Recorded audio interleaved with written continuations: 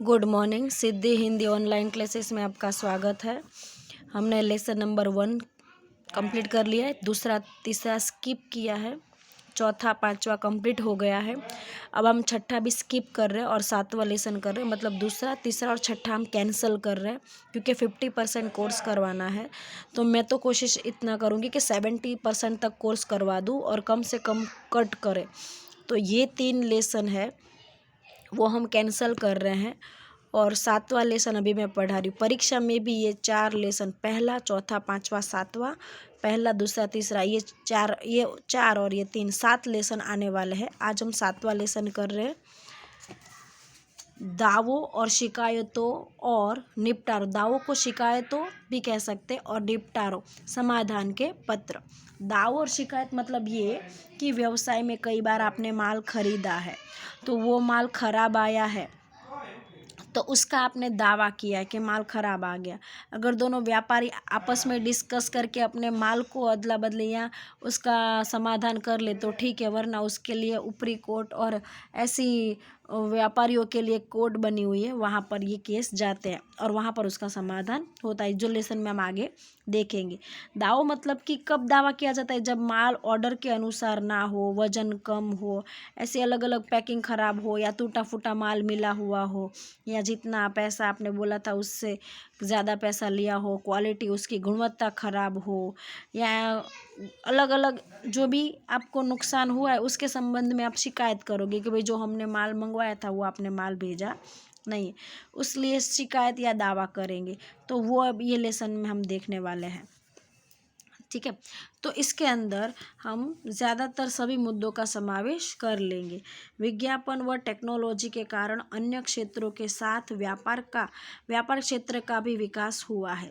व्यापार का विस्तार बढ़ने से उसकी जटिलता भी बढ़ी। अब देखो कि अब अभी के ज़माने में व्यापार बहुत विस्तृत मात्रा में बढ़ गया है। अब तो घर बैठे ऑनलाइन फ़ोन पर ही आप माल देखकर वस्तु मंगवा सकते हो और अच्छा ना लगे तो उसको रिटर्न करने की भी सुविधा है, और घर पे बैठकर ही आप पैसे चुका सकते हो, कैश ऑन डिलीवरी। जब माल देने है उस दिन पैसा दे दो, या तो आप उसको ट्रांसफ़र क्रेडिट कार्ड से या डेबिट कार्ड से या अपने खाते से या ट्रांसफ़र भी पैसा कर सकते हो। तो बहुत सारी ऐसी सुविधा है कि ऑनलाइन सेलिंग भी अब शुरू हो गया, अलग अलग उसकी बहुत सारी वेबसाइट भी शुरू हो गई है। तो घर बैठकर इंसान हर कोई चीज़ मंगवा सकता है, इसलिए व्यापार का बहुत विस्तार हुआ है। और व्यापार का विस्तार हुआ इसलिए ग्राहक लक्ष्य व्यापार हो गया है। तो व्यापारिक प्रवृत्ति मानव के लिए की जाती, तो व्यापार की प्रवृत्ति मनुष्य के लिए की जाती, क्योंकि व्यवसाय क्यों करता है? मनुष्य कमाने के लिए, और मनुष्य खुद के कमाने के लिए मनुष्य की उपयोगी चीज़ें बेचेगा तभी तो वो कमाएगा। जैसे कि पंखा है, एसी है, टीवी, फ्रिज है, खाने का सामान है, कपड़े पहनने का सामान है, घूमने का, मौज मस्ती। तो मनुष्य खुद अपने लिए, मनुष्य के लिए, दूसरे मनुष्यों की सुख सुविधा के लिए वस्तु बनाता है और उसको बेचता है, तभी व्यापारी प्रवृत्ति बनती है। इसलिए उसमें मानव भूल की संभावना रह जाती है। अब मनुष्य खुद ही सामान वस्तु बनाता है, इसलिए उसके अंदर भूल रहने की संभावना रहती है। माल सामान की खरीदी बिक्री में भूल होने की संभावना क्रेता विक्रेता की ओर से तथा माल सामान के वहन प्रक्रिया की लापरवाही के कारण उत्पन्न हो सकती है। खरीदी बिक्री के अंदर भूल या तो खरीदने वाले क्रेता या तो बेचने वाले विक्रेता की ओर से होती। किसी एक से लापरवाही या भूल होगी, या यातायात लाने ले जाने में भूल हो सकती है, ऐसी भूलें उत्पन्न होती है। कुछ वर्ष पहले दावा और शिकायत के अड़चन रूप हैरान करने की बात या सिर दर्द समान गिना जाता था। पहले ऐसा था कि दावा और शिकायत करते कोई सुनने वाला नहीं था, झगड़ा होता था और कोई सॉल्यूशन आता नहीं था। एक बार माल सामने वाले ने खरीद लिया तो अब टूटा फूटा है तो उसको रखना है, बेचने वाले को कोई प्रॉब्लम, कोई यहाँ पर जिम्मेदारी लेता नहीं था। लेकिन अब के ज़माने में बहुत सारी सुविधाएं उत्पन्न हो गई है, उसे बेकार और अनावश्यक बातें मानकर उसका निकाल लाया जाता था। परंतु वर्तमान समय में दावा शिकायत संबंधित व्यापारियों के दृष्टि बिंदु एवं दृष्टिकोण बदलते हैं। उच्च और योग्य शिकायतों का महत्व व्यापारीगण समझने लगे हैं। अब वे अपने माल सामान या सेवा विषयक शिकायत का या सुझाव का स्वागत करते हैं। ग्राहक लक्षी बाजार में शिकायतों के पत्र सकारात्मक परिणाम लाने में सहायता होते हैं। तो अब ग्राहक माल सामान के विषय की शिकायत का सुझाव, अब शिकायत करते हैं तो लोग उसका स्वागत करते हैं। कोई भी दुकानदार हो तो ग्राहक उसको शिकायत करते हैं कि आपके अंदर ये खामी है, ये अच्छा नहीं है, ये करिए, तो व्यापारी यहाँ पर उसको खुशी खुशी स्वीकार करता है और अपने माल और व्यापार में उसमें बदलाव लाता है। तो आज अभी ग्राहक लक्षी बाजार होने की वजह से ग्राहकों को सर्वोपरि मानकर उसकी शिकायतों को सुना जाता है, स्वागत किया जाता है और अपने माल संबंधित वो उसमें सुधार भी लाता है। जैसे कि आप सैंडविच की दुकान में गए, सैंडविच खाने गए, तो आपने कहा कि अच्छी तीखी नहीं थी, इसमें आप ये ऐड करिए, ये डालिए तो अच्छी बनेगी। तो वो खुश हो जाता है और स्वीकार करता है, ठीक है अगली बार हम ध्यान रखेंगे। तो इस तरह से उनका सुझाव माना जाता है। ग्राहक लक्षी बाजार में शिकायतों के पत्र सकारात्मक परिणाम लाने में सहायक होते हैं।